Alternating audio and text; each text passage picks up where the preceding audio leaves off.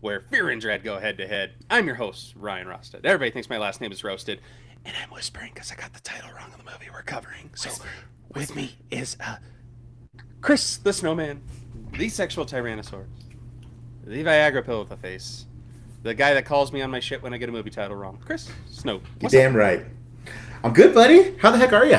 I'm good. I'm good. I'm really glad we don't have to whisper this whole episode. If you guys don't know, if you didn't check out our last episode, I was doing a kind of a preview, a promo for this episode, and I said we're gonna cover this movie called Whisper, and we did this whole bit on it. It was, we went on Fun for way fact. too long. Yep. Fun fact. I thought Ryan was talking about a movie that we needed to see that I had not heard about or knew what he was talking about. I was like, do I need to make plans to go see this? And then I realized, oh, he's talking about the movie we're talking about tonight, which is called Whistle.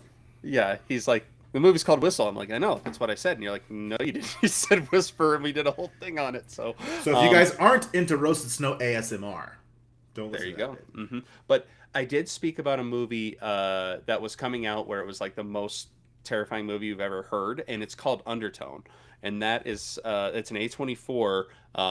They showed a preview for that before this movie actually, and I can't wait to cover that one because that one looks absolutely awesome. But I don't know if you neither saw here a nor text I there. sent you today. I Mike Yeah. Flanagan is hmm basically on that same note of movies that are coming out. Mike Flanagan is redoing The Mist, which you already know is going to be fantastic. I wonder if he's gonna try and redo the ending and try to one up it. I don't know how you do that because we both had it on our list of best twist endings in a horror I movie. almost feel like you have to because everyone will be expecting it if he hmm doesn't. You know what I mean? It'd be Yeah, like remaking The Sixth Sense. It's like we already know what's going to happen. yeah, maybe Haley Joel Osment is dead now. There you go. Maybe. So yeah, and then I don't know if you saw, I tagged you on Facebook, but you had said your number one body horror was Hellraiser, and they just announced a new Hellraiser movie. It was the game, wasn't it? Oh, it might have been the game. I don't know. Yeah. I just saw Hellraiser and I tagged you. I was gonna say he was listening to me when I told him the game's coming out. We're gonna do a live podcast and I'll stream it for you guys. Yeah. We'll get jump scared and whatever, and Pinhead will, rip hooks into you or whatever. We do have to say though before we get started, so we're recording this a little later than normal, and we actually heard earlier today that Dawson from Dawson's Creek, James Vanderbeek, sadly passed away. God bless. Obviously not a big horror guy, but he was, he did some How I Met Your Mother stuff. Obviously, he did Dawson's Creek. Varsity Obviously, Blues. yeah, like obviously we didn't know him, but like he genuinely seemed like a great dude, all the way around. I believe he had 6 kids that he's leaving behind. It's just, like you said before we came on, like cancer's a bitch, man. Like, so R.I.P. James Vanderbeek, man. Yeah, but, Feels weird to us because these are the people that we grew up with. You know, Brad Arnold of Three Doors Down last week. God bless. hmm And cancer as well. So, it feels strange. yeah, and Feels I really mean, strange. they were like, yeah, he wrote Kryptonite, and I'm like, Jesus. like, We're like, doing. My band is playing Kryptonite, and yours truly will be singing it well, Friday and let's go. Saturday. Let's go. What is your band called? Yeah, this one's kind of been brewing under the radar for all of you listeners out there. But your boy joined a band last fall, actually just before we started the podcast. Band's called the Munchies. We play a lot of dance stuff, alt rock, pop rock, R&B, country, all the stuff that you'd want to hear in a bar if you're out drinking. So we have my first shows. The band's kind of been together in different formations before I joined. I joined as the guitarist and the second vocalist. But yeah, we have my first shows with the band this Friday, February 13th, and Saturday as well, 14th. So Valentine's Day weekend at the Angry Clover in Aurora. And I'm really looking forward to it. I was in a band when I lived in Glenwood Springs, and it's been about 8 years since I got to be on stage and do my thing. So I'm looking forward to shaking the dust off and rocking and rolling. You're a little nervous. I am. I know the skill is kind of like riding a bike, and I know the second I hit that first chord, I'm going to be right back in it. But it's one of those things, I haven't done it in 8 years. Do I still have it? And I'm 40 pounds heavier than I was doing it 8 years ago. So, Aren't we all? yeah, I don't know that I'll be jumping around as much as I used to, but I'm sure the energy will still be there. He's the Yeah. fastest man alive. Halfway through, I'll be like, I'll be sitting on a stool playing my songs, singing into it, singing into my song. Superman. Somebody hold it for me. Hey. Hey, don't play keep away with it. Seriously, guys, if you didn't check out our last episode, check it out. It's really funny. There's But some fun references in there. if you guys are in Aurora in the Colorado area, don't have any plans Friday or Saturday night, go check out the Munchies. I mean, come on, what a name! Fucking love Come it. out, say hi, shake a hand. Yep. Yep. Say Do a little yeah. jig. Say the roasted snow sent you. We'll get you a beer. Yeah, there you go. Yeah, you'll have to pay for it, but I mean, oh, it's a nice gesture. But Yeah. all right. So we know your Valentine's Day plans, and actually, I should have planned this a little better to have some Valentine's theme. But there's not that too many Valentine's horror movies out there. Obviously, we've talked about Hard Eyes in the past. My Bloody there's Valentine, the movie I think is My one of Bloody them. Valentine. There's a movie called Valentine, where it's the mass killer. There's not that much in this genre. So we're gonna do the next best thing, and we love to just talk new movies and That's the goal, baby. get this title right. So we got this movie. It's been under the radar. I think you have to have the right algorithm on Facebook or Twitter to see promos for it. Because even we were talking, we're like, I don't know what we're going to cover next week. And we were looking through and we're like, oh, hey, Love and Basketball's playing. But One of our favorites. yeah. It's scary, sure. But so we came across this, and I'm literally reading the description to Chris. He's like, "Fuck it, let's cover it. Let's go." So that's how that came to be. And this one, basically, the premise, spoiler-free premise, is these kids. They're in high school, and they come across an ancient Aztec death whistle. And if we're covering it here, I bet you know what they do with it. Essentially, if they blow it, anyone that hears it basically has their own death is coming for them. It's kind of like a Kmart version of Final Destination. Instead of death itself coming after you, it is your actual death. So let's say I live to be 90 and die of cancer. That version of myself is going to come try and kill my current self. Your destiny could be to die in a week in a car crash, and that person's coming to get you. Basically, the philosophy behind this is that when someone is born, their death is also born, and it just takes the predetermined amount of time for them to meet. This movie speeds that up. There's a new girl that comes into school. She's got a backstory. I mean, what were your initial impressions on this? Without giving anything away, I mean, it's literally they blow a whistle and they have to try and figure out as their own death is coming for them. I'm all for the premise. Heavy, and as the movie went on, heavy Final Destination 2 vibes. And we'll get into specifically why 2 is kind of the overall vibe that I took away from it. But I think a lot of people are kind of fascinated with that idea of like, if you do X, your death is going to be sped up, right? In Final Destination, it's like, oh, you avoided your death, so now it's coming down to get you. In this one, you blow the whistle, and the actual markings on the whistle, as we'll get to, one of the characters in the movie realizes it. They mean summon your death, meaning you blow it. The death that is preordained for you is coming for you immediately. And rather than it being 40, 50, 60 years in the future, it's coming to you now. So cool concept. I think for non-millennials, those of us who didn't live through the Final Destination heyday, I think it would be something nice and new and fresh and super exciting. I'm not saying the movie was bad at all, but I think, heavy Final Destination 2 vibes. Final Destination 2 vibes. And I love the spin on it, because that's what's made Final Destination so great. It's this unseen force that's coming for you. You can't do anything to stop it, and you don't know what's going to get you. You don't know if you set this glass in the wrong spot, is that going to trigger a chain of events that will end up with you, getting decapitated or something. This one, I mean, it literally is. Yourself is coming for you, and it has...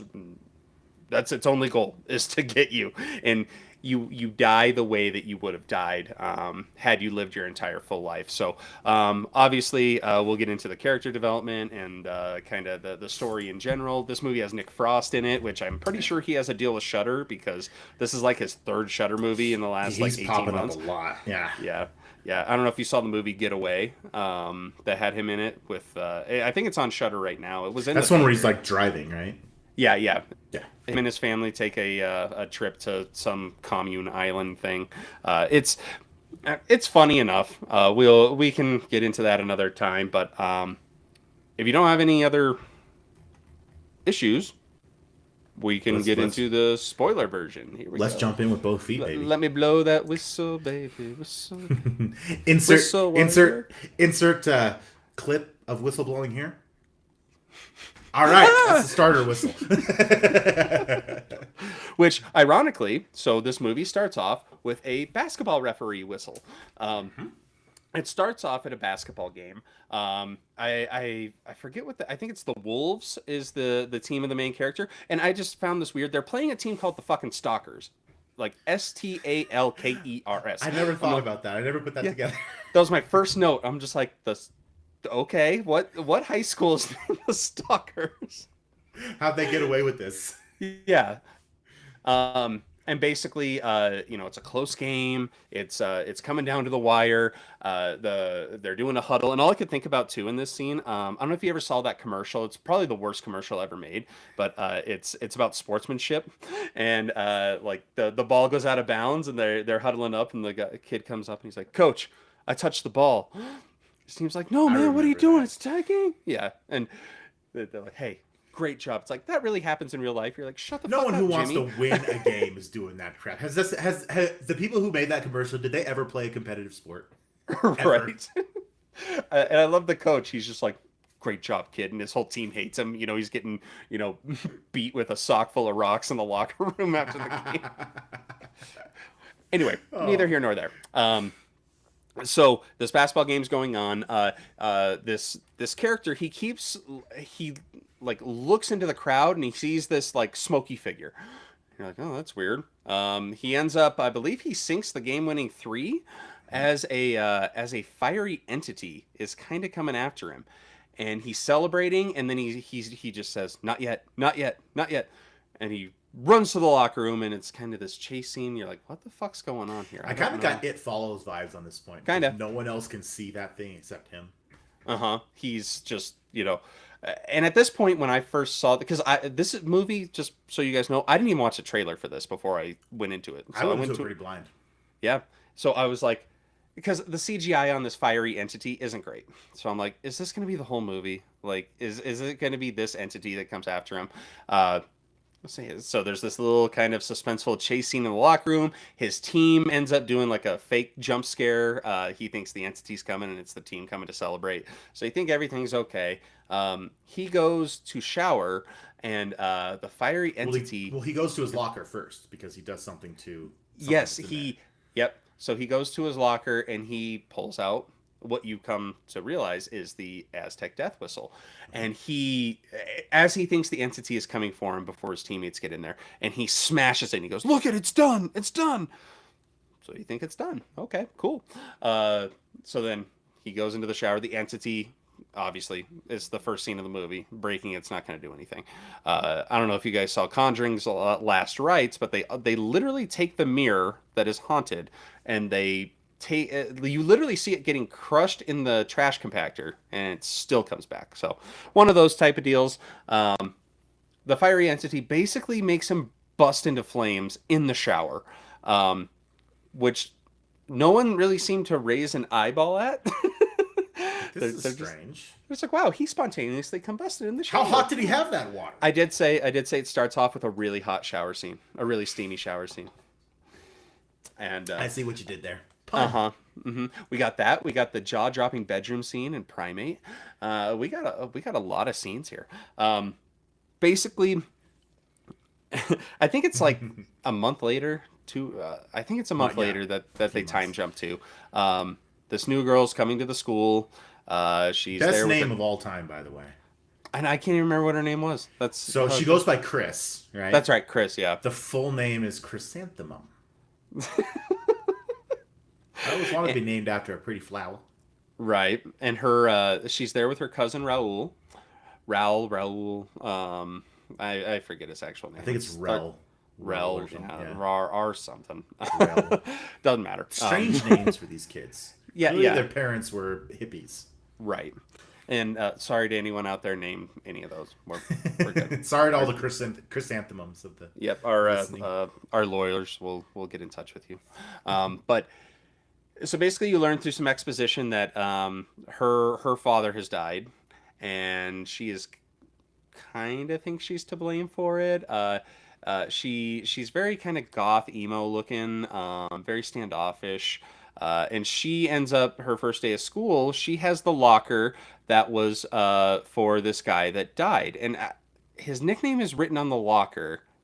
Is it Wolf? Is it God? What was it? I couldn't remember because it's like an in His nickname is on the memoriam. locker, so you know Yeah, that it's him. you know Uh, it's his. Yeah. yeah. Um, so then she ends up meeting this group of friends. It's Grace, the pretty blonde. She has a friend. It's a chick that was in Yellow Jackets. Um, they're friends, and then Grace's boyfriend, who's kind of a dickhead. Ellie, Um, Grace's other friend. yeah, yeah. Grace's other friend is Ellie, um, which they don't really get into a ton of their backstory. Kind of realize there may have been some history here with like Grace and Chris were best friends back in the day. Um, anyway, they're like, oh, we're having a pool party at my house later. You want to Typical come? And teenage horror movie fodder at this point, yeah, exposition wise. and then walks out Nick Frost, our guy from Shaun of the Dead and Hot Fuzz and End of the World or World's End, the Three Flavors trilogy there, and Cornell. yep, he's the principal or teacher, whatever, and he basically doesn't like what they're saying, what they're doing, ends up giving them all detention. But in her locker, she pulled out was the death whistle. It Yep, it came back. She doesn't really know what to make of it. They get into detention, and they're like, "Whoa, what's that? That's pretty cool." She's like, "I don't know. It's in my locker. It was in the dead guy's locker." Um, Basically, it gets confiscated by Nick Frost. He's looking it up online. He's like, "Oh, this is worth a lot of money," and this is where they get into the translation that's written on it. He's trying to figure it out, and literally, Grace is just on her computer, and she's like, "It means this." It basically means they don't get it right at first. It's Right. He thinks it means summon the dead. mhm, which isn't great either. No, no, no. No. I would stay away from anything that has any kind of translation like that. I've seen enough horror movies that are like, there's this weird thing that just randomly showed up in my locker that is in the shape of a skull. What I should do is blow into it and keep it on my person. hmm I did think it was kind of smart how they did it, though, how it comes to be, because they he dismisses them early from detention because he wants to cash in on this. He sees it like it's gonna be like 15 grand or something. Like Mhm. he's in for a major payday. He's on a teacher's salary presumably, and he's like booking cruises and this and that. But it says, is it in working condition, good working condition? And that's when he blow. Now his classroom is closed. He blows the whistle. It lets out this huge screech, and it actually cracks the glass on the window. So you can tell that's a very powerful force here that's making it happen. Now if you want to take it from here on what he meets, what is Mister Nick Frost's fates here? Poor Mr. Nick Frost, our buddy. Always a fun character, and not so much in this one though. Well, so Mr. Craven, the poor bastard, is stalked by a sickly-looking apparition of himself. Later that night, I should say, to your point, when he kicks them all out of detention, he says, "You guys can leave," and he kind of starts doing his theme. I kind of hated this next character that we get introduced to, Noah. I really hated the I whole thing did they did too. with I Noah. was like, I was what like, the "What are you fuck guys is the doing?" point here? Yeah. So, quick aside, we're gonna get back to Mr. Craven here in a minute, but as soon as he kicks him out of detention, Chris, who has a history of drug abuse, by the way, kind of in her past, that's why she's moved around. She's approached by Noah, who, again, his character's really stupid. I don't know why they chose to write him this way, but he's a local youth pastor who decides to sell Chris drugs, and then later on he does something else. So you're just like, I thought this guy was a youth pastor. Like, do the people who created this movie just hate anyone in the faith? Like they just want to make them look as bad as they possibly can. I thought it was weird, but we'll get to that. There's some very pedophile-ish undertones, maybe. Like, what are you guys doing? And he's like, I mean, he's a younger dude. Like he's maybe the just fact out that of he's college. a youth pastor. Yeah, I'm like, Yeah. why are you putting this dude in charge of kids? Bad idea. And number two, why do you guys have to make him youth pastor? Make him like the town druggie. Make him the guy that graduated high school and just never left, who wears a Carhartt jacket. This movie already does a lot of tropes like that. Like just lean into that one, because I'm with you. When this guy came on, I was like, okay, like where's this gonna go? Is he gonna have some redeeming qualities? Like no. Bad vibes. Nowhere near it. Nowhere near it. No. So anyway, back to Mr. Craven. He decides that later that evening he goes back home. He goes home, and sure enough, similar to our buddy Mason, who's killed by someone who is just on fire, Mr. Craven is stalked by what looks to be kind of a mirror image of himself, and that person looks extremely sick. He's very gaunt, very emaciated. You look at him, you're just like, this guy, he doesn't look great. But long story short, he does catch up to poor Mr. Craven and kills him. So Nick Frost is out of the picture at this point. Well, it turns out that he looks sickly because, and it shows Nick Frost. He's got a drawer full of old cigarettes. Like he is a chain smoker. And this is a huge plot point. Yep. His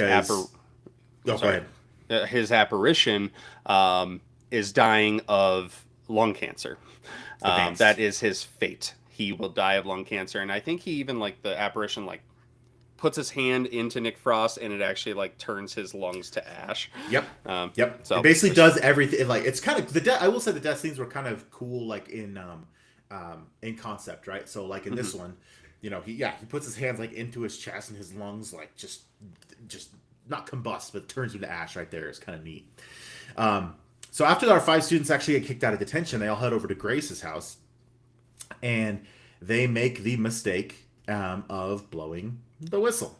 Well, they go back into the school to get... Oh, they have to get the whistle back, yeah. They just sneak in and take it. It doesn't really mean that much. It's going to happen. But yeah, sorry, back to the pool party. Yeah, I'm sorry. I forgot that part. It's actually Rel. Rel sneaks back in, and he sees what Mr. Craven's kind of researching, doesn't pay too much attention to it, but he's like, oh, this thing's worth money, and then takes the whistle back. So, after obviously all that stuff happens to Mr. Craven, they leave, and like I said, they're all hanging out at Grace's house, and sure enough, Grace herself blows the whistle, and they all hear it. So, kind of to the previous point, it's not just if you blow the whistle, it's if you hear the whistle being blown.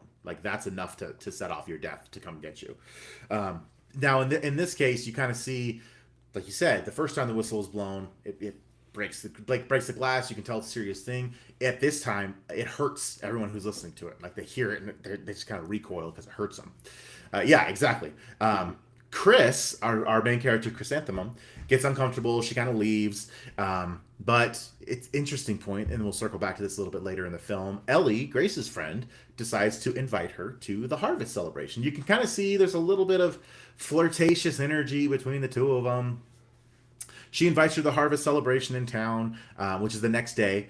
And Chris quickly, and I should say later that night, after they kind of have this interaction, she admits to her cousin Rel that she's attracted to Ellie. So again, they have this flirtatious thing going on, and that's where you can tell that the relationship piece of this movie, as all teen horror movies have, will kind of be focused. But the following day, they get back to school, and sure enough, the faculty announces to everybody about Mr. Craven, who died the previous night. And the really interesting thing is they attribute his death to advanced lung cancer. So that future death caught up with him in the present. And when they did the autopsy, they're like, yeah, he had advanced lung cancer, and that's exactly what killed him, even though he had 0 previous apparent symptoms. And this is what bugged me too, because they're like, oh yeah, I'm surprised he was even standing that day. And it's like, okay, maybe you can kind of believe that. People do miraculous things when they shouldn't be. But this is where I go back to the really hot shower scene. How the fuck do you explain that? I think they said it's like a gas leak, and it's like, really? Come on. People, I'm always interested in those movies where someone dies in a strange way and they rationalize the way out of it. Mm-hmm. And when the main character tries to tell someone what's going on, I need help, here's what's happening, and the first thing the person they're telling, understandably, it's like this is pretty hard to believe, but they just rationalize their way out of what they're saying. Like Final Hmm. Destination, it's just a coincidence. It's just coincidence. It's coincidence that everyone who got off the plane is dying rather rapidly in freak accidents. It's always a Right. coincidence. And there's a couple more deaths in this movie where you're just like, how the fuck are they going to explain this? But Yeah, come on, um, explain this one away. yeah, and actually, if we want to back up a little bit, after everybody leaves Grace's house, she her death starts following her. Ah, that's Um, right. and this one's a pretty creepy scene because she has a little brother that's in the house, and so she sees him. But in the background, you can see this old lady just like freaking just walking Scary. around. Yeah, yeah, crawling around. And she doesn't see it. She doesn't really. So she gets out of it. You're like, okay, cool. Like, it doesn't just kill you right off the bat. That's kind of neat. Um, sorry, yeah, I didn't mean to And I cut will you off there. say one of the scary things about it too. Yeah, you're good. You're good. One of the scary tropes about that, and this also goes back to why I think It Follows is so scary, is because even though she's not aware of it, you, the watcher, is aware that out there in the ether following her is her death. Just like It Follows. Like out there in the ether, somewhere, just walking a straight line towards you, no matter where you go, your death is walking right towards you. And it sees you and it's heading your way. That was always more scary to me than anything when I was a kid. It was like, Oh someone's yeah, heading right for me. It doesn't know how, I don't care how far away they are. They know I'm here and they're coming. well, yeah, and so from there, where when they're in Terrifying. the assembly and they're telling about the principal or the teacher Nick Frost that died, Ellie actually sees Hmm. her death in front of her, and she dies from a seizure. Grace, Ellie, and Chris kind of see. Yeah, Yeah, yeah. later in the movie. Hmm. So everybody starts to kind of see what their death is going to be. Rel he hears like screaming, and he works in the mill, so he kind of has an idea that his death has to do with the mill. Like he's yeah, probably not gonna go In too well fact, he has for a him. specific instance where he sees himself falling into machinery. Hmm. Think 30 Days of Night at the very end, Yep. the grinder, Yep. kind And, of like that. so, and then the other Um, friend, Grace's boyfriend, and I have forgot his name the moment I walked out of the theater. He's the star basketball player. That's why he was close to the guy that died in the opening scene. His death, he doesn't really see it yet, but there's a lot of exposition about how he likes to do a really bad hobby, and he does it all the time, of drinking and driving. And his what I found funny about this is like he's at his house and his his dad is like, I told you to stop drinking and driving. Like it's like, oh, okay, yeah, dad, I will. Like that's just cool. yeah, the kid's 17, maybe. It's like, what the Yeah, he's like taking out dude? mailboxes I'll as never he's forget the driving. first time. Insanity, complete insanity. Oh, his name was Dean. Dean. It Dean, just came to me. Dean. Dean. So, where were we? I forget where we were. Oh yeah, the assembly. Um, so Excuse they've me. all seen that. They all kind of get the feeling that yeah, they all get the feeling that they're kind of being watched, and they're seeing again. They're kind of seeing their deaths, and they're kind of seeing their the visions of their death coming for them. Chris and Ellie decide to take the whistle back to Mason's family. They're like, it was in Mason's locker. Maybe his family knows something about it. Let's just give it back to his family. Anyway, they go home and they encounter his grandmother. I think her name was Ivy, who's terminally ill. She's extremely sick. She's almost dead. And they see that she has a vast collection of like paranormal, occultic items from all over the world. Like it's a whole collection. You can kind of see where Mason got this thing. But they give it back to her, and she's like, "Oh." She explains that this artifact is called. I wrote it down. It's called an Olmec, and Vagina that means dentata. it's an Olmec, vagina dentata. It's a vagina dentata death whistle, and the inscription that they Don't thought blow me. meant. You had to do Hmm. it. I like Hmm. it. The inscription actually translates to "summon your death," not summon. What did we say? What did he say they think it was? Uh, Summon so death. just Summon the summon dead. death. Yeah. Yeah, summon the dead. It actually means summon your death. So they learned that the whistle actually summons the death of all who hear it. Again, not just the one that blows it, all that hear it. Death appears as the listener in their final moments. So and it basically it kills them whenever way they're destined to die. Like you said, Mr. Craven dies of advanced lung cancer. Our buddy Mason at the beginning died burning up, so probably he was gonna burn up in something. We see, Chris is seeing an old lady kind of stalking her. So it's like, oh, okay, you're going to live to old age, and that's probably what's going to kill you. And then our buddy Rel is seeing visions of himself falling into machinery. So these are the ways that all these people are going to die. So you can kind of start seeing the Final Destination vibes. We're going to pour it on heavy here in a minute. Mm-hmm. But Ellie, I think it was Ellie, she takes a look at the medical files, the autopsy files, basically, of Mason. And this is interesting because the medical files claimed that the coroner who did his autopsy identified his age as a man in his late 40s, despite the fact that he was despite the fact that he was 17. They're like, yeah, this is the body of a man in his late 40s. So it's almost as if your future death, ages you to whatever age you're going to die as well. So that's a key part of it too. Yeah, so it's an awesome concept. I love the concept. I'm cool with it. And the idea that it's like, blow a whistle. I'm kind of into those movies that have a cool concept like that, where it's like you do this one thing and then your death is hurried. I don't know if you saw the movie Countdown that Tom Segura starred in. Where you download the app on your phone and it counts down to your death, and as soon as it reaches 0, it kills you.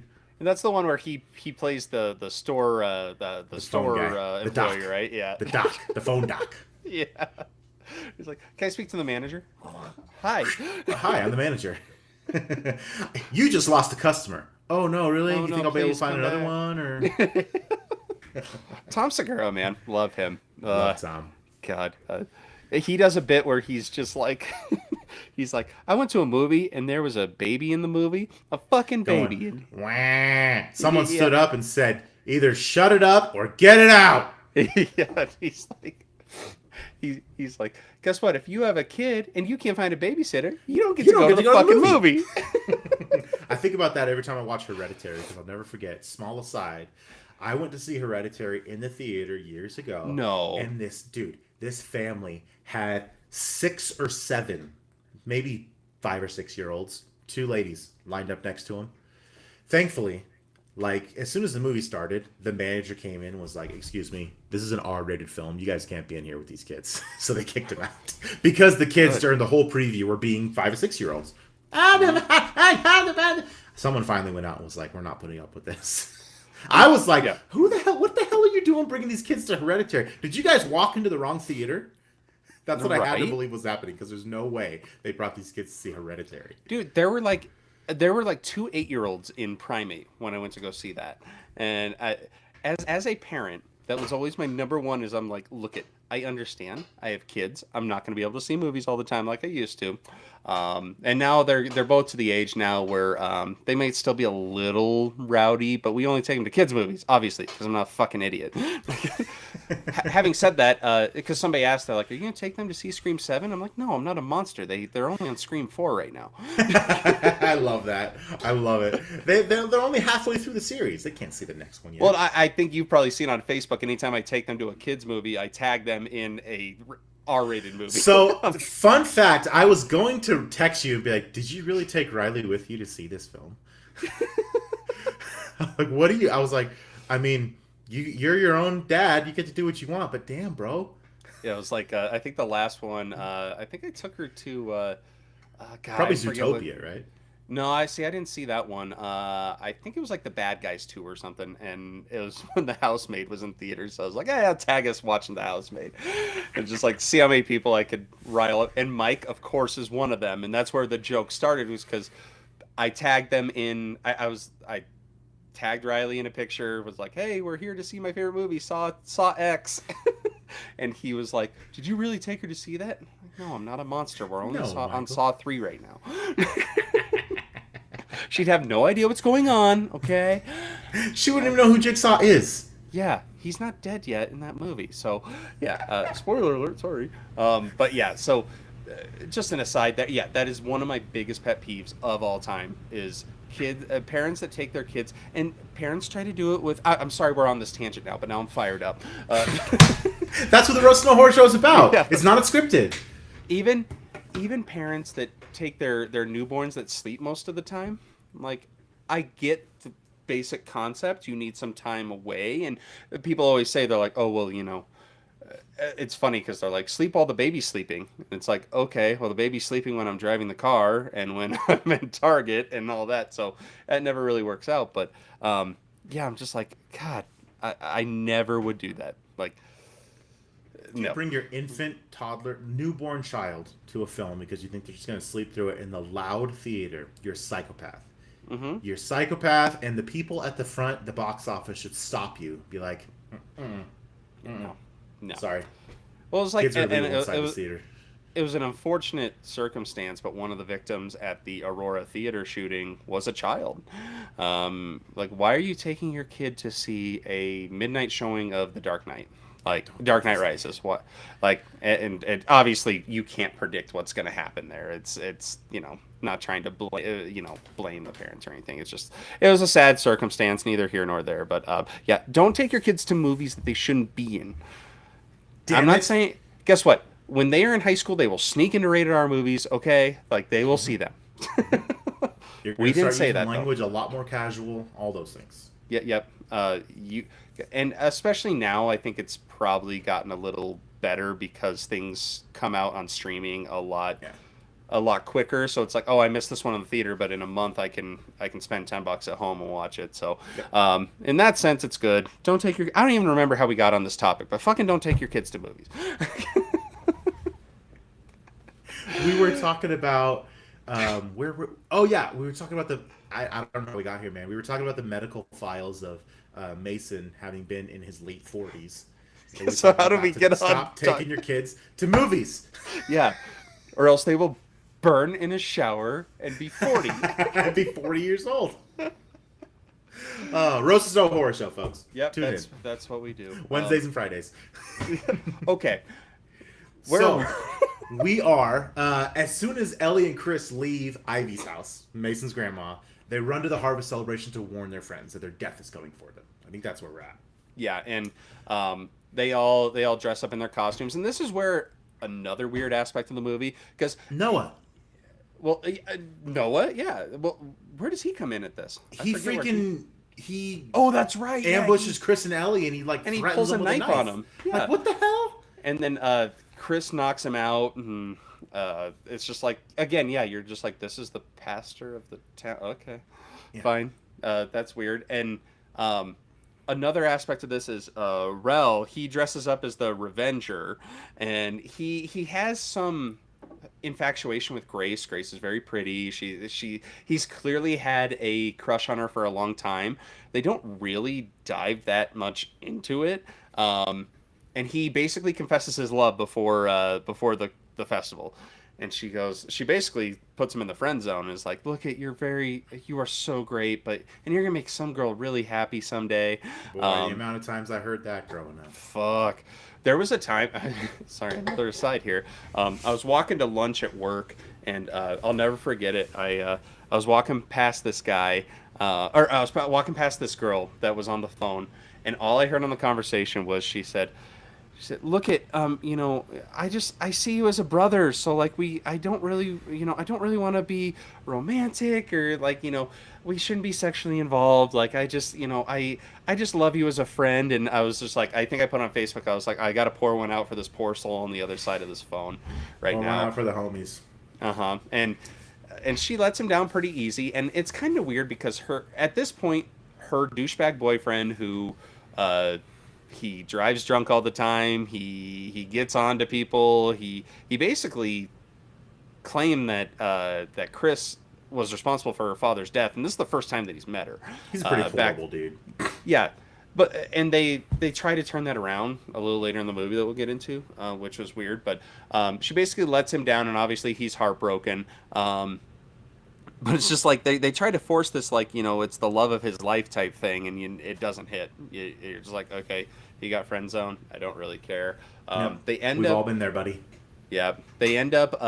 It's Grace and her boyfriend. They're gonna race to the center of the maze, which is apparently the big thing in this town. And Grace is like, "I'm gonna beat you, ha ha ha." she starts running through this maze, and her death starts to follow her. And this is one of my favorite notes in the movie because she starts. There's this chase sequence. She's just like, "Get away from me, you old bitch!" And this is where I found out that Grace is a World War II veteran because She uses the good old fashioned she shovel. picks up the fucking shovel, which made me think, I'm like, I gotta have an all shovel team at some point. But you guys What don't. would you call them? The shovelers? I call it the fuck. I don't even know. I'm not that creative right now, but I'll figure it out. God damn it! But she's on it. Somebody from Primates in it. It's I got a whole thing, guys. Basically, I would play Call of Duty World War II, and the only weapon I would use is a shovel. So the joke is that that's my World War II PTSD is that. But she picks up the shovel, and this is a kind of neat concept too because she starts hitting the old lady, and as she's hitting her, like she hits her on the side of the head, and boom, a wound pops up on Grace's face. It's like she's literally Kind of beating cool. the shit out of herself. It reminded me of, you remember Looper with Bruce Willis? Yep. Mm-hmm. If he hurts himself in the past, it hurts him in the future. Yep. And so she ends up literally knocking herself out with the shovel. I'm just like, hey, I mean, there's some World War II analogy there somewhere. Yep. I was like, God damn it, Grace. And then basically, she will die of old age. That is, she lives this long, healthy Good as you life. can ask for. Good as you can ask for. Yeah, exactly.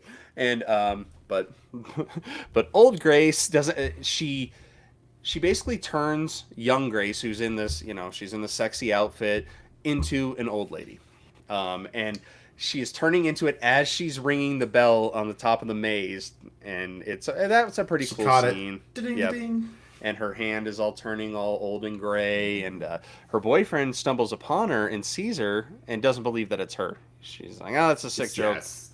Old Yeah, I sick mean, bitch. and in his defense, I mean, it's kind of what I would think too. Is I'm like, you were 18 a minute ago, and now you're 90.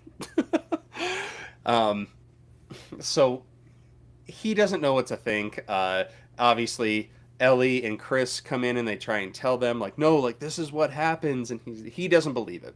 So of course he ends up getting drunk, driving home, which is apparently just a slap on the wrist in his household. Well, and he's haunted when he gets there. He's haunted by like a mutilated version of himself. Uh-huh. And I will say his death is the coolest by far in this movie. 100%. Um He deserves it too. it, Little it son of a bitch. Yep. But this is where they try to like really drive home the point that like he's not that bad of a dude because he pulls out like a ring. Like he was gonna propose to Grace, like, and he's got like pictures of her everywhere. Like he's this madly in love guy, and I think this is after they actually identified the body as Grace, and it's like, how the fuck are you gonna? Was it a gas leak that turned her 90 years old? Like, Explain this one away. makes- Rationalize this one. yeah, it makes no sense. No sense at all. I don't even know how to explain his death because it is one of the redeeming qualities in this movie. Yeah, I mean, the mutilated version of himself, you could tell, is probably Mm-hmm. due to a car accident. In a car accident. So It's and he leading drinks up and to drives that. all the time, so it makes sense. But yeah, the injuries, like you basically see him the next morning, right? Because the night before is kind of where he catches up to himself. But you see his corpse the next morning, and it's just.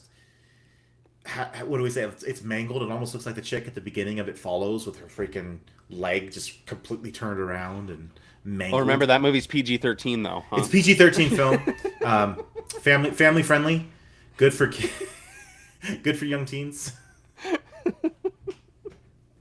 Yeah, definitely not PG-13. This wasn't PG-13 either, but this is one of those rare movies where I thought they could have leaned They more easily- into if they- PG-13. If they didn't show this scene and one other one, they probably could have Yes. gotten away with PG-13. Which, like, this one actually made me like, I was like, oh fuck, Yeah. which is awesome. I love feeling that way. That's what we do. We like that shock Yeah. value. And he starts basically his parents are trying to get in the room. He barricades the room. He hears these like horns in his, obviously it's a car, train, whatever. And this happens. He starts like little bits and pieces, like he just starts like every every shot is a new injury, and it's horrific. It is so well done. Blood's going everywhere. So he ends up becoming this mutilated corpse of himself, which is this one is very bloody. It's very gory. This scene. His parents come in, and again, how the fuck are you going to explain this? How did he have a fucking car wreck in his goddamn room? Insane. You were talking to him 5 seconds earlier, and he was fine, and then now, but yeah. So again, it's hard to explain this one. I would recommend seeing this movie just for this scene alone. It's pretty dope.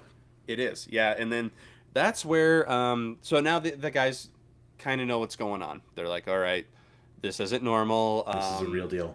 Yep. And so they end up going back to the first victim's grandma again, and kind of being like, okay, look at like what can we do? And she's like, once you've summoned it, there's no stopping it, unless you mark. When death is near, if you mark another target with your blood, then that person's death will come for them. So that's kind of where it comes into the Final Destination 2 type thing. Yep. If you take somebody else's life, you will get their remaining years. And, you interrupt the chain. Mm-hmm. And there's more Final Destination 2 correspondence particularly in here. For our main character, Chris. Yep. Mm-hmm. And one of my beefs on this movie, but we'll talk about that. But so they decide, and the grandma dies. Because everybody fucking dies in this movie. She knows that she's like, I'm not afraid of death. Shout out to Catelyn Stark. Fuck yeah! I was like, she dies in it. At least she didn't get her throat slit in this one. Sure. At least no red wedding. And it took me forever to realize that's who that was. Mm-hmm. God damn it, Rob. The Rings of Castamere. Fuck. Yep. Mm-hmm. I actually saw the orchestra version of Game of Thrones, like that concert. Is so damn good. Nice, dude. I'm trying to go to the Final Fantasy one they're having later this year. Okay. Nice. Yeah, this one, before they start the Reigns of Castamere, he's like, okay, all the doors are locked. I was like, I appreciate that. But I was next to somebody that had never seen it, Game of Thrones, so they were so lost. They're just like, I just like the music. I'm like, fair enough, cool. Yeah, you would. You don't know what's happening right now. And shout out, I'm going on a lot of different tangents here, but shout out to fucking Knight of the Seven Kingdoms. Holy fuck, that show is awesome. Okay, back on topic. Okay, so you got to mark someone with your blood to essentially save yourself. So Rel, he is full of rage now because the love of his life that we've figured out for 5 seconds is now dead because of this curse. So he decides to take the piece of shit pastor Noah, and he knows. So yeah, Rel knows that he is going to die at the mill. Like he's gonna go into the grinder. Something's gonna happen. So death will come for him there. So he ends up holding Noah at gunpoint. Takes him to the mill, ties him up, and his death starts coming. And this was another why this is a weird creative choice. Obviously the death here is really cool, but so he has a gun. And there's some back and forth with him and Noah, and he's like, "You're a piece of shit," and he's like, "I know I'm a piece of shit." The whole thing is that Noah is known for giving drugs to some kid and killing them. And he's like, "I didn't know." So right here, you're like, "Oh, does he have some redeeming qualities? Is he just misunderstood? Maybe a little bit." No. He's a piece of shit. He is a piece of shit. So, Rel's about to kill him. He cuts his own hand. He's about to mark him with his own blood. You don't even have to kill him. Literally just bloody. Put some blood on him. Because he can hear his death. You can't see his death coming for him, but you can hear it.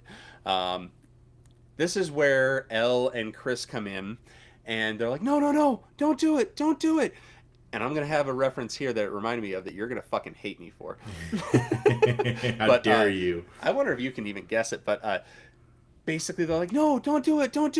No, you can't do this. You can't give it. He's like, no, why does he deserve to live? And you're like, yeah, why the fuck does he deserve to live? Hey, save yourself, dude. If I'm in that situation, I'm not even fucking hesitating. Basically, they wait. They're like, no, you can't do it. Well, death comes for our buddy Rel here, and this is whereas the drunk driving accident is clearly the gold medalist. This one's definitely the silver medalist. Easy here. silver. Yeah, because basically his body just starts getting just grinded invisibly, and the blood splattering everywhere. Like literally, Chris has let her cousin die because she didn't want him to mark a shithead youth pastor. Who, by the way, held her captive with a knife earlier. Yeah, but no, let's spare him. And the reference I was going to make here is your favorite movie of all time, and it is The Last Jedi, and where Finn is about to sacrifice himself for the greater good, and then Rose comes in and knocks his ship out, and I believe she said some stupid shit like, Because, dummy, we win by saving ourselves. We win by saving. "Yeah, we don't win by killing it, by destroying what we hate, but by saving what we love." I'm like, "What the fuck are you doing?" That's all it reminded me of. Was I'm just like, you just let him die this horrific fucking death because you wouldn't do this. So Now I'm mad. Now I'm in a bad mood. I'm sorry. Why don't you take it from here? I hate The Last Jedi so much. I know. Star Wars stopped at Return of the Jedi. I'm just saying that. Well, technically Revenge of the Sith, but story-wise, it stopped at Episode 6. 1 through 6 is Star Wars. Everything else is just someone's wet dream. Fodder. Yeah. Um, Since you're all worked up, now I'm all worked up. So this is where the Final Destination 2 vibes really come in hard, because Chris kind of has the realization that they only need to die and not stay dead, which is exactly what happens in Final Destination 2. Our heroine, Kimberly, realizes that if we die, that interrupts the chain and it stops everything, because we're basically giving death what it wanted all along. So if you guys have seen Final Destination 2, which you should have by now, she drowns herself. She drowns and dies, and she's able to be brought back through CPR and the paddles. So that's how she's the only one in the whole series actually that was able to save herself permanently. It's canon. She's the only one. Yep, she's the only one. So in this film, Chris realizes it's the same thing. Oh, we have to die. We don't necessarily need to stay dead. So her plan is, Ellie is diabetic, and she's going to use Ellie's insulin and an ice bath. They're going to stop their hearts long enough to be considered dead, and they're going to resuscitate themselves with one of those, those shock devices you can get, AEDs. I work in a hospital and I can't remember the name. I think it's an AED is what it's called. A bomb? A bomb. Mm-hmm. So you put a bomb on your chest, and that'll restart your heart. It'll restart something. And if you swallow it, that helps even better because it's closer proximity. There you go. So, by the way, Ellie, can I just say I hate that fucking cliche. I was fine with it in Final Destination because it was somewhat fresh, but there are so many movies that do the let's die and then come back to life. It's like, fuck off. It's like you're clearly getting lazy. Hollywood, your writers are going down, pay them more so you can get the creative ones to stay in. Hey, we can't win by destroying what we hate, but only by saving what we love. The fury and the rage that I feel right now. Ellie forces Chris to go first. And this is interesting because Chris is realizing that this is the scenario that matches the visions that she's seen of her death, i.e. Ellie. So she plunges into the ice bath, takes a shot of insulin, slow her heart. Where she struggles when she's in the ice bath, you actually see her struggling against herself, like the apparition of her own death. You know what I mean? Like they're kind of fighting while she's in the ice bath. Like that's how they raise the tension in the scene. Which I thought that was a cool scene because it kind of remind. And I told you in one of the last episodes, like I love movies that do like the sunken place or the further or anything like that. I got those vibes here, so I thought that was a really cool visual there. But yeah, totally get you. Noah, by the way, Noah's there, right? He's present. He frees himself, and because Rel had tied him up, he frees himself and he disrupts their plans. He uses Rel's gun to shoot the ED thing, the paddles, to disable it, and he injures Ellie right as her death's about to close in. I'm like, this fucking guy, why? Like, no, you can't blame him. You can't blame him. This is all on them. They're fucking stupid. They're insane. All you had to do was let Rel do his thing. Yeah, you don't blame a dog that licks your sweaty forehead because that's what dogs do. Like Noah is a piece of shit. You can't blame him for being a piece of shit. That's what he is. You blame the two that had the chance to do something about it and they chose not to. Mm-hmm. Ugh. Anyway, yeah, Noah completely disrupts everything just because he's a dick. So, Chris, she manages to escape her death because her heart stops. She escapes. She's able to kind of resuscitate herself. I guess is the best way to put it. She wakes up and she realizes that Ellie is having a seizure because remember Ellie's death was in the room too and it approached her. So Ellie is seizing. She's laying there seizing. Noah, this is the only kind of justice I guess you could say we get. So Chris has essentially escaped her death because she died and came back, right? Ellie is in the midst of her death. Noah's dumbass touches Ellie where he shot her, and her blood transfers from her to Noah. Thus, which Noah heard everything that Rel was saying. It's like, I need to mark him. It's like there's a real suspension of disbelief in this one to kind of realize, oh, this is what's happening in this story. The only way to follow it is to really disbelieve that the people around them are very stupid and they can't think think down the line. So anyway, Noah touches her, the blood transfers from her to him, thus marking him and her death. She immediately comes out of her seizure because her death vanishes. And with Noah, the curse being transferred to him, he's killed by, call it like a bloated, rotted version of himself. Yeah. Like maybe he drowned and was in the water somewhere at some point. He's Sloth from Seven. That's a very good point. He's a big, fat, bloated version of himself. He shows up and kills the actual Noah. So little bit of justice there. But all the other people had to die because they couldn't do something about Noah, which is silly. Yeah, fucking R.I.P. Rel. Yeah, R.I.P. Rel. I know you were mad, but I'd be mad too. Yeah, and so basically from here it's like the mega happy ending. I think it's like 2 months later that they 2-3 months later. Chris and Ellie are in a relationship, like we said. Yeah, they're in love. That's teen movie fodder. And then the most predictable thing of all time, this new student comes in, goes to the locker, picks, and oh my god, the death whistle's there. Oh my god. This is my shocked face. Fun fact, I don't know if you stayed for the credits. Did you stay? That was what I was getting to. I was so pissed off. I was just like, all right, I'm done. And then I read a review on it after, and it was just like, oh, the mid-credit scene totally changes it. And so then I had to look it up. So why don't you talk about the post-credit scene? I actually wish I would have stayed for it. So I pulled out my phone. It had very Smile 2 vibes. Yeah, 100%. I pulled out my phone when the credits started rolling because I needed to fire off a couple text messages, and that's why I happened to be there because everyone else was standing up and leaving. And I was like, I'll wait for them to get out. But a mid-credit scene, this freaking kid, she has the whistle. Fucking idiot. She blows the whistle in the middle of a school assembly, meaning everyone in the damn gymnasium heard that whistle go off. So that town's about to have a pretty interesting chain of events happen real soon. Hopefully it's more interesting than this movie. And I'm not trying to bash it. Like, it was entertaining enough. It just, like, for seasoned horror vets, like Chris said, like, if you're in your teenage years right now, if you're getting new into horror, like, this is probably a pretty good one to start with because it has, has characters that you could probably relate to on some level. It has enough gore to satisfy, like, hey, it kept me entertained because I'm like, man, what's the next death going to be? Like, this is awesome. Like, some are stupid CGI. They're either horrible CGI or fucking badass kills, which is awesome. But my favorite part of the show is I like to go through my notes and see what I missed. But yeah, obviously, I love how we've gotten further in the show, and I haven't. When we first started the show, I was gonna have like this big buildup of like, is this movie that we just covered gonna beat our previous champ? It's like the last few, like, no, fuck no. Primate, no, Ben, you're sticking. I'm sure Dr. Kelson with you is sticking.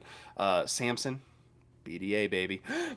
Let's go. Still swinging strong.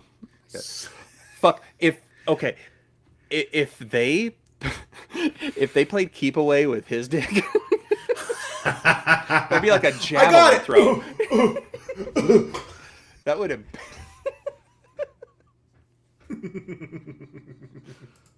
Can you imagine? Sticking around, guys. And it just falls on him. Big tree, fall hard, literally. So I lied a little bit. My very first note on this after the movie, because usually I just sit in my car and I write the notes Collect when they're yourself, fresh in yeah. my mind. Yeah. Um, Grace was in World War II, and then I said I need an all shovel team, so I'm glad I hit that. I said a really hot steamy shower scene, so I'm glad I got that. The stupid let's die then revive ourselves trope. Love the concept. I said there was no romantic development or chemistry anywhere, even whether it's Rel and Grace, Grace and her boyfriend, or Hmm. Chris and Ellie. No development whatsoever. I did not care if these guys ended up together. Nothing really. Yeah, I did not care at all. zero interest in actually that character development and that relationship development. I was like, wow, parents are really cool about drunk driving. Yeah. And if my parents saw me do that, I can't even tell you what would happen on this show. I would have been beaten. I would have been beaten to death before I have a chance to die from drunk driving. Yeah, and then they bring you back to life just to And kill you. kill again. you again. Yeah. I said the drunk driving and steel mill deaths were awesome. I was like, what the fuck is up with the random preacher bad guy, and why didn't they just let Rel kill him? I hated Noah so much, dude. Like, It's one of the dumbest characters we've covered on this show. It's just completely unnecessary. I don't understand like the service the man had to. I mean, I get it. He needs to be like the living antagonist, right? But the death whistle is the actual antagonist. You don't need to add fodder on top of it. But Well, and this is where it could have been where he could have had some redeeming qualities where like he is misunderstood and like everything that he's done maybe has just been put into a vacuum and you don't know the real Noah. No, he's just a shithead that was just thrown in there, which God, I'm so pissed off. fucking hated that guy. I actually thought if Rel had gone through with it, I thought Rel's death would have been coming after him, so he would have gotten the mill. I thought that would have been cool, but neither here nor there. And then my They very were in last the mill. I would have loved if he threw him in a grinder or something. right, and then my very last note was, how the fuck is a high school team named the Stalkers? Well, and another one that I just thought of, I don't know if you caught this, when they're talking to the grandma, they're like, yes, death came for my grandson and my daughter. It's like, when the fuck did the mom die? Like, it's just, so many just random Yeah, how did stupid... she get out of it? Yeah, how many random stupid shit was in this movie? I don't know. What final notes do you have on this? I also put down that I hated Noah so much, and I don't understand what the writers were thinking. I mean, I can understand the fodder part of it, but yeah, hated that son of a bitch. I wrote down I love car crash deaths in regards to Dean because that was pretty damn cool. Just the It way was that so they did awesome. it. I also I think I made a note after it. I was like, I also like grinder deaths because the way we got to see Rel dying. So I thought that was pretty dope. And then my third note was I don't care about horror movie relationships. That's true. I don't and if care. a horror movie can make you care about them, then it's top notch. Like if you actually care. But and that's what when you've seen enough horror movies, you want it to be, hey, I know all these people are going to die, and I want to show up for that carnage. And that's what I thought Final Destination Bloodlines did so well, because Final Destination movies, you were just accustomed to, hey, I met this group of characters, they're all going to die horrific deaths, and I cannot wait to see them. In Final Destination Nailed it. Bloodlines, you still want to see that stuff, but you're like, oh man, like it's this family now, like. Each character has even the guy you think is going to be the douchebag isn't a douchebag really. He's this adopted kid. Like, I rewatched Bloodlines like not last week but the week before. I forgot how bloody that one is. They really went heavy. dude, with every the- time I look at my with the wedding gore. ring, I can't. Fuck. God damn. I will quick shout out to Final Destination Bloodlines because So they brought I mean the log truck trope and how they did it as a log train at the very end. It completely comes out of nowhere. You're just like, holy shit, did that just happen? Well, and early in the movie, they drive past a log truck, and you're like, You're yes. Which, okay, with a movie series that have gone on this long, and yeah, we're talking about Final Destination because this movie was, It's a really wannabe. It is funny because there's been, what, 6 Final Destination movies? Yep. 6 or 7? And it's just funny that Final Destination 2 is far and away the best one. Easily. Yeah, and I think even when we did our rankings on Final Destination, I think Bloodlines came in second for And both the of them. first one came in number 3. Yep. Which is just weird that Final Destination 2, it's rare that a sequel can do that. Which obviously we're crawling right towards Scream 7. Oof. The anticipation is so fucking high. I'm Is scared. Sydney gonna die? Is Sydney gonna die? Is it gonna happen? Let me ask you this: do you want her to die? I do not want her to die. No. Sydney's the Okay. heroine of the Okay. franchise. I don't want to see the heroine die. Because you know Well, why? you see, like- when you take the hero of a franchise, and you kill them, fucking Last Jedi, fuck you. You lose so much investment of what all of it meant before. Hey, Last Jedi didn't kill Leia. She became Mary Poppins. he's if you guys are listening, he is literally like foaming at the mouth and steam's coming out of his ears. It's hilarious. My brain is short circuiting right now. Yeah, but I go I back don't and want forth Sydney to because, die. and I'm leaning that way too. I don't want her to die, but I'm like, if they do it in the right way, like to where it actually like emotionally impacts you, because like with Dewey's death, it would make sense. It's a closure loop, right? It's Right. A closure loop. and especially since the whole story Officer on this one Dewey. is Ghostface is going after her daughter, who is now the same age as she was when it all started. I think that's a cool concept. The only way that it would make sense to me is if Ghostface in this movie is someone that's tied back to the original and the original two. You know what I mean? Hey, It'd have to be my- someone of consequence to Sydney. my long-standing conspiracy theory, Gail Weather. I like the way you think. We'll see. Yeah, that's and I don't know if it would happen. They'll kill each other. Though they're both Ghostface, and They're both Ghostface. They do that. They see each other and they wipe the blood off the knife towards each other. I would shit my pants in the theater. If that the one thing I do not want to see with this movie, and I'm kind of afraid that I'm even putting it out in the universe, is I'm so excited to see Stu Macher again. I hope it's not AI Stu Macher. I hope that's not what it is. I hope he is actually alive. I can get behind everything because I just want to see Matthew Lillard. That's all I want to see. And then I saw Roman's in it, like so. It is going to tie back somehow. Which leading into this, guys, in 2 weeks. It's going to be the Scream week. We're going to do the Scream 7 episode, obviously. But leading up to that, we are going to do the Ghostface Gauntlet, where we're going to do the random spinning wheel. And each Ghostface is going to go up against each other in a random order. And we're going to just see. And I don't know how I'm going to rank it. It's going to be going on feel. Because, some are going to physically overpower the others. Some are smarter than the others. Who's just the overall best Ghostface? I don't have any way that this is going to go. It's gonna be exciting. It's gonna be thrilling. Mm-hmm. It's gonna be a scream.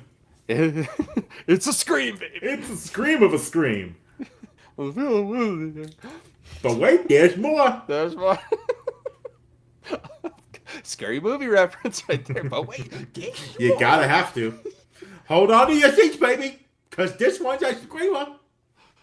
Okay, ending this episode out. First next week, we don't have a topic for our Monday episode, but next Friday we are actually we're gonna do one in Chris's wheelhouse. We're doing the new Dracula movie. Has Christoph Waltz in it. I love me some Christoph Waltz.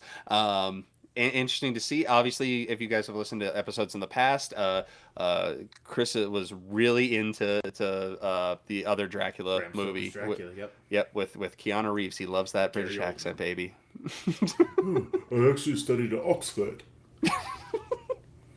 I love Anyway. Keanu. Yeah, fucking Keanu. You're my guy. So with that, at the end of the episode, we always have suggestions for a horror movie to check out. What is yours this week? I was excited to do this one because I actually rewatched it last week. We're going with Don't Breathe by Fede Alvarez. Of course, we love Fede Alvarez's work both in the Evil Dead remake in 2013. He also directed Alien Romulus a little bit more recently, which in my opinion is the second best Alien film of them all after Aliens. Don't Breathe is... You just wanted to... Don't whisper. Don't whisper. Don't whisper, you don't want me to whisper here. Sorry. Don't Breathe is a really cool premise on a horror film because it has to do with three delinquents who choose they commit crimes or criminals. They break into people's houses and steal from them. And this one house they think is going to be an easy score because the man who lives there is completely blind, and I mean completely blind. He cannot see a thing. They think it's going to be an easy score. They'll get in. They'll take the money out of a safe. They find out through some weird means that he has. I think one of the kids did some work for him at the house and noticed the safe. But they think they're going to easily be able to break into the house, steal the money. It does not go to plan, and this guy who absolutely is blind, he is so much more nefarious and twisted than you think. You kind of get the impression at the beginning, and as this is happening, that he's just this poor innocent blind dude that these kids are ripping off. But you come to find out as the movie progresses that this man is not an innocent victim in all this. Suffice to say, has the great Stephen Lang, plays a fantastic villain in everything he does. We get to see the girl, actually the main character from the Evil Dead reboot. In the film as well. So yeah, Don't Breathe. It's super suspenseful. It's not gory horror at all. This is more like suspense and terror kind of horror. But However, for that reason, you will never look at a turkey baster the same. never. And You'll it, never look at Turkey Base the same way. I'll back you up on this one because it is a really good movie. I was lucky enough to see it in like a Dolby theater where the sound, Yeah. because it's ironic because it's a very quiet movie for a Similar to lot A of it. Quiet Place. Yep. Similar to A Quiet Place. Like, So I would recommend watching this with like noise canceling headphones just to get the full experience on it because it truly does build up the suspense on it. There's, you know me, I love a good night vision scene. yeah. So Really cool premise. Really cool sound design on this one. Loved it. and the characters are really well written. Even a blind guy, he's it's really damn good. So glad you picked that one. I know you're gonna love what I picked. It's more recent. It was a little divisive, I'd say, among fans. I am talking about none other than The Last Jedi.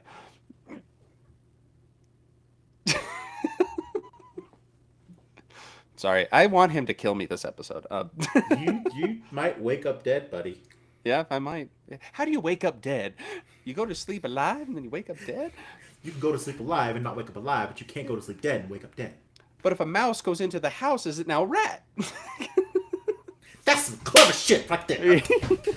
Okay, anyway, my real suggestion. I had a tough time coming up with one this week because I like to tie it into kind of the theme of the episode. I was looking up like what horror movies where does somebody whistle a lot.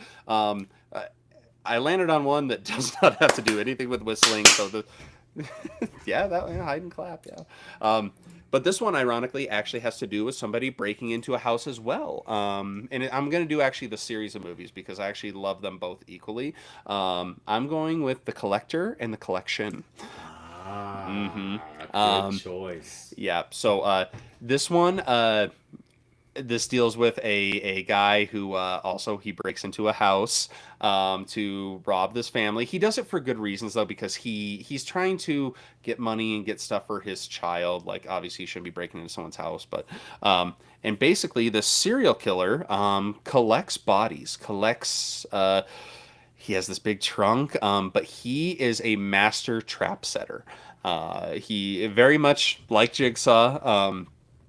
And I will tell you the collection, the reason why it ends up on this list, the sequel, is because it has one of the most badass opening scene kills of all time.